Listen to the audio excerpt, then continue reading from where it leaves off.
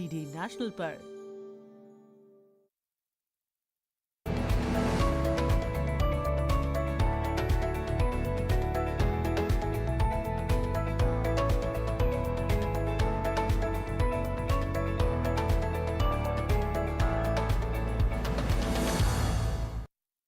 फलक भी छूट जाएंगे बुलंदी के तेरे पीछे, तो अपने बाजुओं में कुव्वती परवाज पैदा कर। बेशक कुछ ऐसी ही ख़ास कहानियाँ, कुछ ऐसे ही ख़ास लोग जो समाज में कुछ हटके करते हैं, कुछ नया करने की कोशिश करते हैं, ऐसे ही लोगों की कहानियाँ लेकर हर एक हफ्ते हम हाजिर हो जाते हैं प्रोग्राम गुड न्यूज़ जज्बा इंडिया के साथ। मैं हूँ रेशमा, मेरा आदाब कीजिए कबूल। तो चलिए गुड न्यूज़ जज्बा इंडिया का करते हैं आगाज़ और आपकी मुलाकात कराते हैं शुभाशीष से। शुभाशीष एक छऊ डांसर हैं और ये मकाम उन्होंने कैसे हासिल किया, कितनी मुश्किलें इनकी ज़िंदगी में आई, बावजूद इसके इन्होंने हिम्मत नहीं हारी, हौसला नहीं हारा, न जाने कितनी परेशानियों के बाद अपना एक मुकाम हासिल किया। और इनकी पूरी ज़िंदगी के बारे में बहुत सारे ऐसे भी लोग हैं जो जानते हैं और ये कहते हैं कि इन्होंने हिम्मत नहीं हारी, हौसले के साथ आगे बढ़ते रहे और अपना एक अलग मकाम बनाया। तो किस तरह से शुभाशीष ने अपने आप को मनवाया है, आइए आपको दिखाते हैं।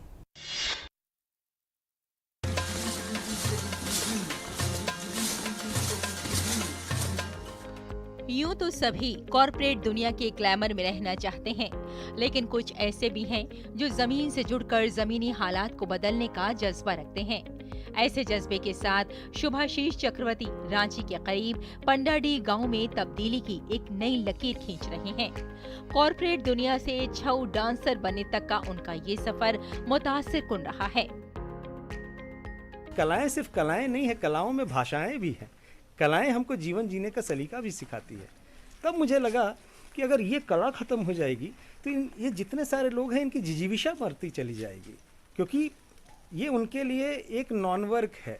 जब वो नाचते हैं अपने जीवन को फिर से पुनर्जागृत करते हैं, फिर से उसी उत्सव में आ जाते हैं, जीवन से कहीं ऊपर उठकर अपने आप को देखते हैं और छऊ आपको अच्छा बनाना भी सिखाती है। शुभाशीष पिछले 10 सालों से इस गांव को एक मिसाली गांव में तब्दील करने की मुहिम में मसरूफ हैं। उन्होंने यहां के रिवायती छऊ रक्स को मकबूल बनाने के लिए पहल की है और इसे समाजी तब्दीली के लिए एक मुतासिरकुन मुहिम कहा जा सकता है। यही नहीं, शुभाशीष कई कौमी मुहिमों जैसे स्वच्छ भारत अभियान, बेटी बचाओ बेटी पढ़ाओ और आत्मनिर्भर भारत में एक मोहरिक का किरदार अदा कर रहे हैं। छऊ के जरिए जब कोरोना हुआ था, हम घर घर नाच के ये संदेश दिए थे कि कोरोना से कैसे बचना है हमको। और ये गांव में कोरोना आज तक नहीं हुआ। और ये गांव ऐसा गांव है जहाँ पे सबसे पहले 100% वैक्सीनेशन हो चुका था। उसके बाद हमने पढ़ाई लिखाई, बेटी बचाओ बेटी पढ़ाओ पे काम किया, हमने सर्व शिक्षा अभियान पे काम किया, हमने जल शक्ति मिशन पे बात। शिवराम उनके गुरु, जिन्होंने शुभाशीष को छऊ डांसर के तौर पर तैयार करने में अहम किरदार अदा किया है, वो भी उनकी कोशिशों से मुतासिर हैं। गांव में शुभाशीष चक्रवर्ती जी का नाम का एक आदमी आया और जब देखा कि थोड़ा थोड़ा करके छऊ सीख रहा है तो उस पर पूरा अपना प्रकाश डालना शुरू किया कि छऊ को कैसे बढ़ाया जाए, कैसे किया जाए। फिर उसी के माध्यम से हम लोग धीरे धीरे छऊ को बढ़ाने के लिए अपना क्लास लेना शुरू किया। हमको बल्कि गुरु माना गया, गुरु की भूमिका दी गई और उसी छऊ को प्रत्येक स्कूल में जाके छोटे छोटे बच्चों को सिखाने लगे। 9 साल पहले की बात है। अब धीरे धीरे इसी छऊ के माध्यम से अपने देश की जागरूकता करने की इच्छा रखते हैं शुभाशीष जी। शुभाशीष चक्रवर्ती की काविशें रंग ला रही हैं और छऊ डांसर की नई नस्ल अब इस फन को आगे ले जाने के लिए अब तैयार है।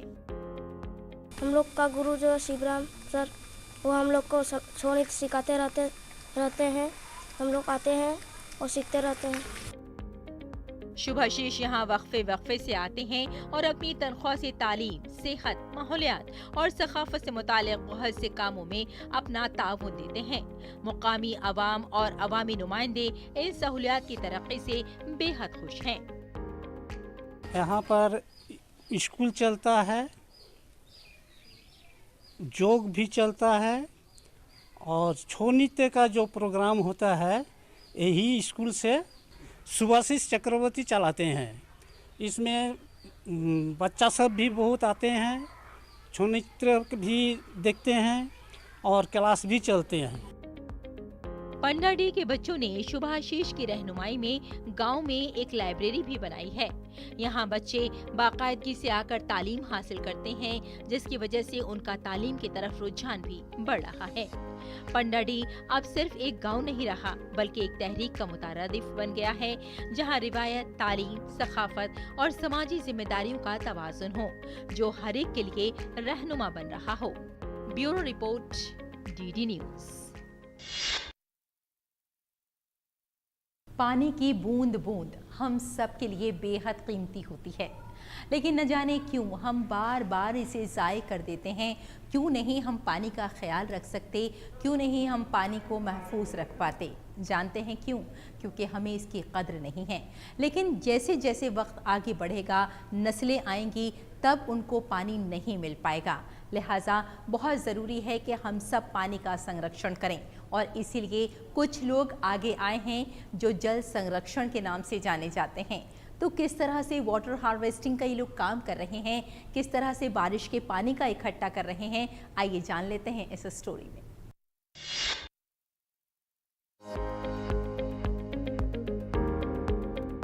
इंतजामिया जहां पानी के तहफ़्फ़ुज़ के लिए मुसलसल मुहिम चला रही है, वहीं समाजी तंजीमों के नौजवान भी इस मुहिम में शामिल होकर अपना ताउन दे रहे हैं। ये छत्तीसगढ़ के भिलाई में स्वच्छ धरा समिति के नौजवानों का ग्रुप है, जो पिछले कई सालों से नदियों, तालाबों और दीगर जगहों पर पानी को महफूज करने की कोशिश कर रहे हैं। इस मुहिम में नौजवान तालाबों से कचरा और गंदगी हटाते हैं, जिससे तालाब साफ होते हैं और पानी को साफ रखने में मदद मिलती है। इस मुहिम से न सिर्फ तालाबों की सफाई होती है, बल्कि मुकामी लोगों में पानी के तहफ़्फ़ुज़ के बारे में बेदारी भी बढ़ती है। देखिए, एक मुहिम के तहत ये नौजवान भिलाई के हुटको में वाक़ई तालाब पर फैले गंदगी को हटाकर पानी के तहफ़्फ़ुज़ का पैगाम दे रहे हैं।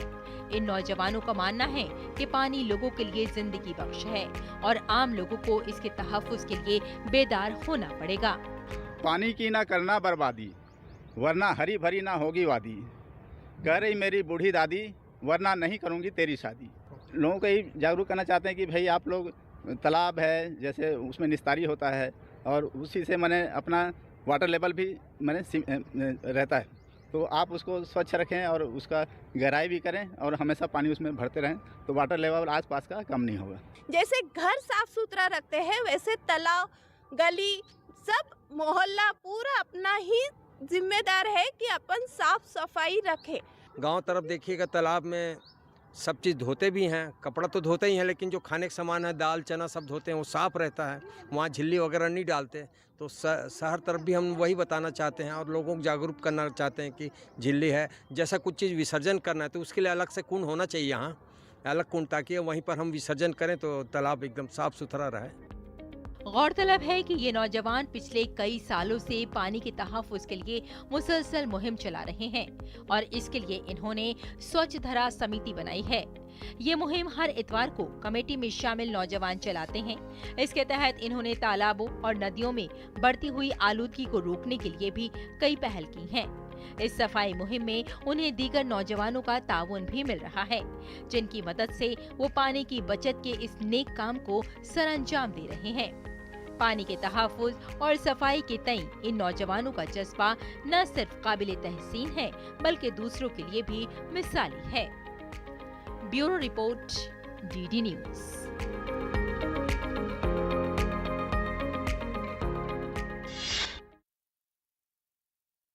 और यहाँ रुकते हैं एक छोटे से ब्रेक के लिए, जल्द हाजिर होते हैं।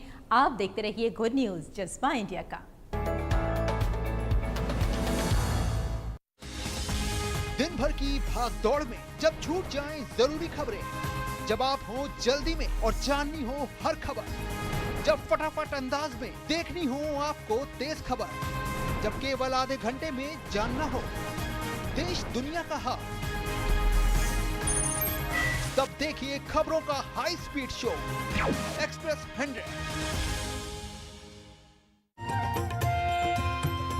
नए दिन की करें शुरुआत भारतीय ज्ञान परंपरा, संस्कृत और स्वास्थ्य के साथ। स्वास्थ्य में उपयोगी आयुष पद्धतियों का विज्ञान, संस्कृति, कला, योग का अद्भुत ज्ञान, देखिए विशेष कार्यक्रम सुप्रभातम डीडी न्यूज पर।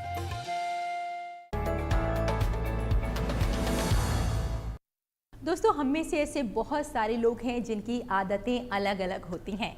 कुछ अच्छी होती हैं, कुछ बुरी होती हैं, लेकिन हम में से ही कुछ लोग ऐसे होते हैं जो चीज़ों को जमा करते हैं। और वो चीज़ें क्या हो सकती हैं? जी हाँ, कुछ पुराने फोटोग्राफ्स हो सकते हैं, कुछ डाक टिकट हो सकते हैं, या फिर कुछ कॉइन्स भी हो सकते हैं। जी हाँ, 5 पैसे की बात करें या 10 पैसे की बात करें, ये वो कॉइन्स हैं जो आज मार्केट में नहीं चलते, लेकिन ऐसे बहुत सारे लोग हैं जो इनको महफूज आज भी रखे हुए हैं। यही क्यों, बल्कि इससे पहले हम जाएं कुछ बादशाहों के ज़माने में या फिर कुछ सम्राट के ज़माने में, तब कॉइन्स जो चला करते थे उसका भी लोग ज़ख़ीरा करते हैं। तो आइए आपको आज एक ऐसी ही रिपोर्ट दिखाते हैं जिसे देखकर आपको एहसास होगा कि वाकई जो गुजरा हुआ कल था वो कितना खूबसूरत था, किस तरह से लोग इन कॉइन्स को इस्तेमाल करते थे, और ऐसी कौन सी शख्सियत है जो आज इन कॉइन्स को महफूज रखे हुए है। तो आइए मिलते हैं इस शख्स से।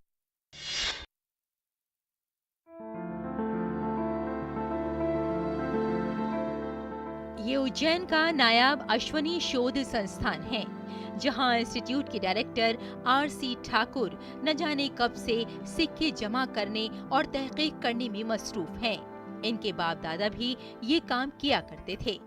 चंद्रगुप्त मौर्य, बिंदुसार, नंदा वंश, सम्राट अशोक और विक्रमादित्य के दौर के सिक्के भी यहाँ महफूज हैं। इनमें अशोक ब्राह्मी रस्मुल खत में अवंतिका का नाम, शिप्रा नदी, देवी पार्वती या फिर ताकत की अलामत हाथी भी शामिल हैं।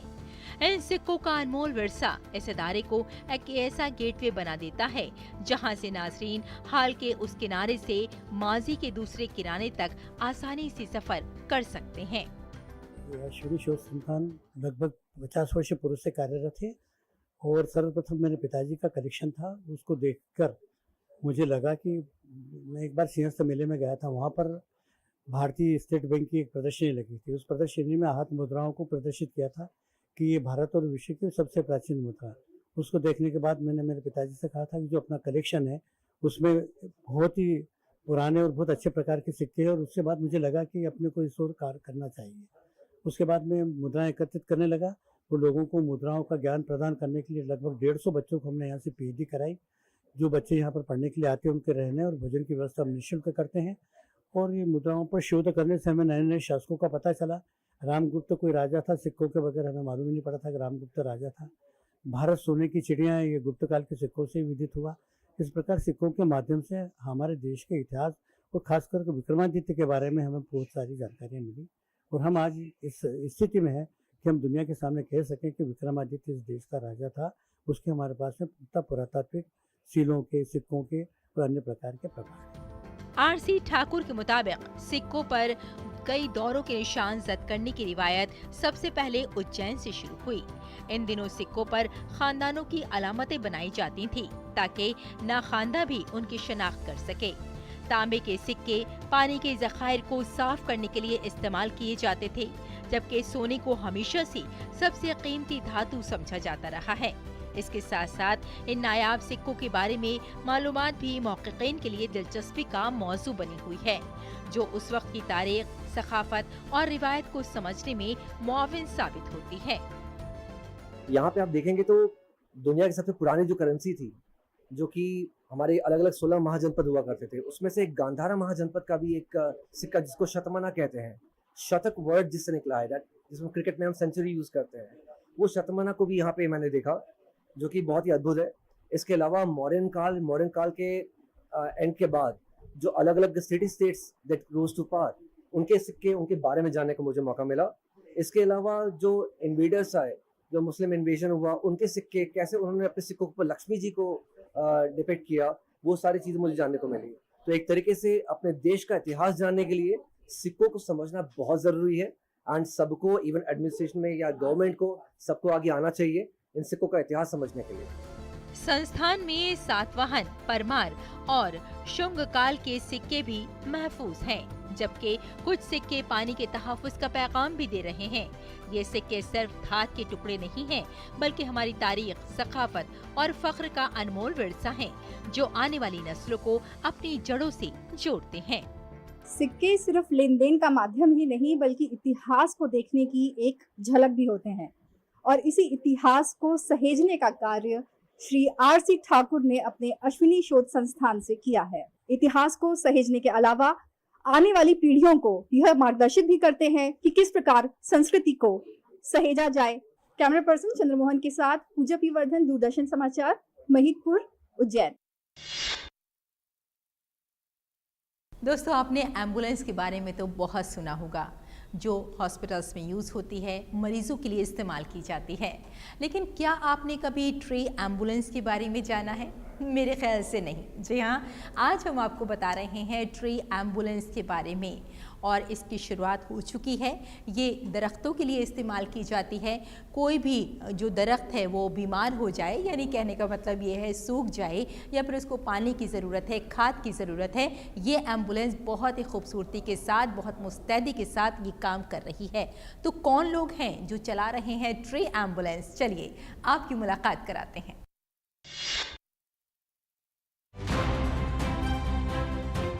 सूखते, गिरते और बीमार वृक्षों का इलाज करके उन्हें फिर से स्वस्थ बनाए रखने के ये दृश्य बताने के लिए काफी हैं कि अब इन वृक्षों की तीमारदारी की पूरी व्यवस्था हो गई है। शहर के पर्यावरण को नई दिशा देने के प्रयास हो रहे हैं। ये है ट्री एम्बुलेंस। शहर में जगह जगह ये ट्री एम्बुलेंस पहुंचकर सड़क किनारे और पार्कों में बीमार और दम तोड़ रहे पेड़ पौधों का इलाज कर रही है। ये पहल है औद्योगिक नगरी फरीदाबाद में विक्टोरा लाइफ फाउंडेशन की। तस्वीरों में आप देख सकते हैं कि किस प्रकार ट्री एम्बुलेंस सड़क किनारे बीमार पेड़ पौधों की देखरेख कर रही है। तमाम पेड़ों की गहनता से जांच और फिर इलाज। ये देखिए कैसे टीम ने दीमक लगे एक पेड़ का इलाज करते हुए उसमें दवाई का छिड़काव किया। वहीं पार्क में सूख चुके पेड़ों को फिर से लगाने की बात कही। जिस भी पेड़ का ट्रीटमेंट किया जाता है उस पर लंबे समय तक निगरानी रखी जाती है, जब तक वह पूरी तरह स्वस्थ नहीं हो जाता। सभी पेड़ों का डाटा अपनी नोटबुक में दर्ज करके रखा जाता है।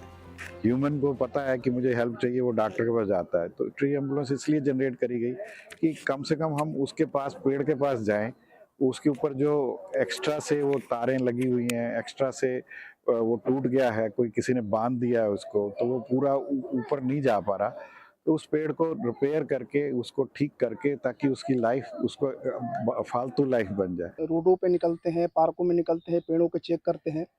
किसी पेड़ को ट्री गार्ड की ज़रूरत नहीं है, वो ट्री गार्ड हटा के जिनकी ज़रूरत है वहाँ लगा शिफ्ट कर देते हैं। कोई सूख रहे होते हैं, उनके पानी, दवाई देखते हैं, क्या उनमें मतलब किस चीज़ की आवश्यकता है वो देते हैं। कहीं कहीं ट्री गार्ड ऐसे हैं जिसमें पेड़ नहीं है, वहाँ नया पेड़ इंस्टॉलमेंट करते हैं और उनकी प्रॉपर तरीक़ा से बराबर देखभाल करते हैं कि मतलब हमने जो कल चेक करके आया 2 दिन बाद फिर जाते हैं कि वो सही कंडीशन में है नहीं है, और दोबारा उनको मतलब ऐसा नहीं कि एक बार देख लिया, कर दिया तो छोड़ दिए, उन पर बराबर हमारी निगरानी रहती है। इस मौके पर विक्टोरिया लाइफ फाउंडेशन के मेंबर सरोज कुमार ने भी ट्री एम्बुलेंस के कार्य को लेकर विस्तार से जानकारी साझा की और बताया कि किस प्रकार की ट्री एम्बुलेंस के माध्यम से पर्यावरण की सुरक्षा की जा रही है। और यहाँ हमने देखा जो 20-22 साल पुराने पेड़ हैं, दीमक लगा हुआ है, तो उसको किस तरीके से ट्रीटमेंट किया जा सकता है, जो हमारे एक्सपर्ट हैं उनके साथ उसको देखा जाएगा। साथ में यहाँ कुछ पौधे सूखे हुए हैं, वहाँ पे पौधारोपण किया जा सकता है। और भी ऐसी कोई ज़रूरत होती है तो हमारी टीम सर्वे करती है और वहाँ ज़रूरत के हिसाब से फिर उसका समाधान करने का प्रयास किया। पहले इंसानों के लिए एम्बुलेंस और जानवरों के लिए एम्बुलेंस के बारे में सभी को पता है, लेकिन हरियाणा में पहली बार ट्री एम्बुलेंस की शुरुआत फरीदाबाद से हुई है। मकसद साफ है कि आज सिर्फ पेड़ पौधे लगाना ही काफी नहीं, बल्कि उन्हें बचाना भी बहुत जरूरी है। विक्टोरा लाइफ फाउंडेशन पौधों को बचाने के लिए जहां ट्री गार्ड भी लगा रही है, वहीं उनकी अच्छे से देखभाल भी कर रही है और अपनी इस मुहिम के साथ RWA और छात्रों के अलावा अन्य संस्थानों को भी जोड़ रही है। गुड न्यूज जज्बा इंडिया के लिए हरियाणा के फरीदाबाद से सुधीर की रिपोर्ट, DD न्यूज।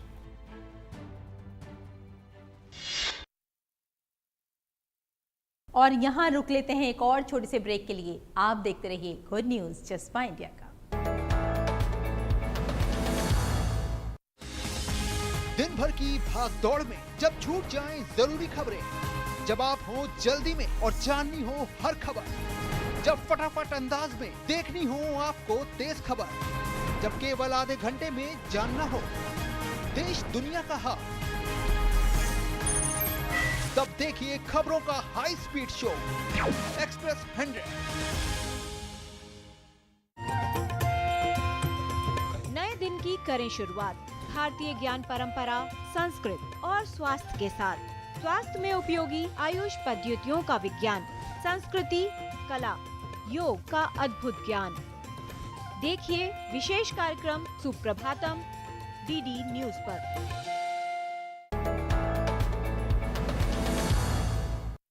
दुनिया रंग बिरंगी है, नए नए लोग, नई नई सोच। जी हाँ, हर इंसान अपनी नई सोच के साथ आगे बढ़ रहा है।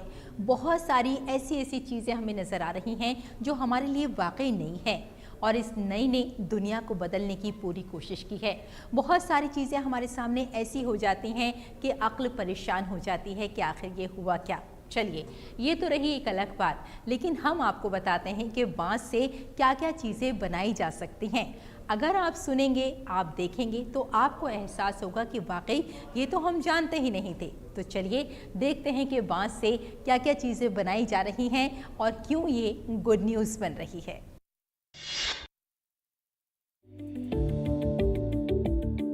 सूरत के रहने वाले और फिलहाल वडोदरा जिले के करजन तालुका के गांव धौत में खेती बाड़ी करने वाले रोहित पटेल ने बांस से कार्बन निकालकर बायोचार बनाना शुरू कर दिया है। ये बायोचार न सिर्फ काश्तकारी के लिए बल्कि माहौल और सेहत के लिए भी फायदेमंद है। दरअसल रोहित पटेल माहौलियाती तहफ्फुज़ की सिमत में कुछ खास करना चाहते थे। ऐसे में उन्होंने अपनी खेती में ही कुछ मुख्तलिफ करने का फैसला किया। पहले उन्होंने बायोचार पर तहकीक की और फिर अपनी 6 बीघा जमीन में बांस की काश्त शुरू कर दी। भेज होती है, मॉइस्चराइजर होता है, वो भी अब्जॉर्ब कर लेता है बायोचार में। और दूसरी जो बनाई है हम प्रोडक्ट, ये फेस पैक के लिए बनाया है और वाड़ के लिए और दंत मंजन के लिए बनाया है बायोचार में से। और एक हम अभी बना रहे हैं वाटर ड्रिंक के लिए कि ये बायोचार और लेमन जूस मिक्स करके ये शाम को ये ड्रिंक्स करेंगे तो ये आखा दिन का जो जहर है वो निकल जाएगा, स्मोक ले लेगा ये। बायोचार के अलावा बांस से सिरका, air purifier, spray, charcoal powder और एक्सट्रैक्ट, शैम्पू और बॉडी वॉश जैसी मसनूआत बना रहा है। इसके साथ वो जानवरों के लिए नमक और हर्बल साबुन भी तैयार कर रहे हैं। हाँ, मैंने बायोचार का पाउडर यूज़ किया है जो बम्बू में से बनाते हैं। उससे खील मुंह नहीं होते, शाइनिंग भी बढ़ती है चेहरे की। उससे हम ब्रश भी कर सकते हैं, जिससे जो मसूड़े वो मजबूत होते हैं, दांत वो येलो हो जाते हैं, वो वाइट रहते हैं। ये मसनूआत न सिर्फ मिट्टी और फसलों के लिए अच्छी हैं, बल्कि इंसानी जिस्म के लिए भी फायदेमंद हैं। जैसे हाजमे को बेहतर करना, कोलेस्ट्रॉल को कम करना, जहरीले अनासिर को खत्म करना और जिस्म को कुदरती तौर पर डिटॉक्स करना। ज़मीन फलद्रुप होती है, उससे उत्पादन बढ़ता है, तो उससे मुनाफा भी ज़्यादा होता है और क्या कि वो ज़मीन की फर्टिलिटी भी बढ़ाता है। रोहित पटेल का ये इख्तराई काम ग्लोबल वार्मिंग और फिजाई आलूदगी से लड़ने के लिए एक मुतासिर कुन पहल है। Bureau report, DD news.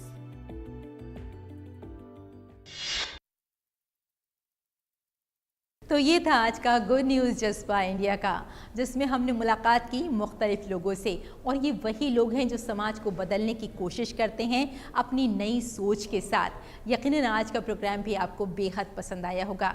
जाने से पहले हमेशा की तरह हम आपसे बस इतना ही कहेंगे कि अपने चेहरे पर एक मुस्कुराहट रखिए, क्योंकि जब आप मुस्कुराते हैं तो दूसरों को मुस्कुराने का सबब दे जाते हैं। Bye bye and take care.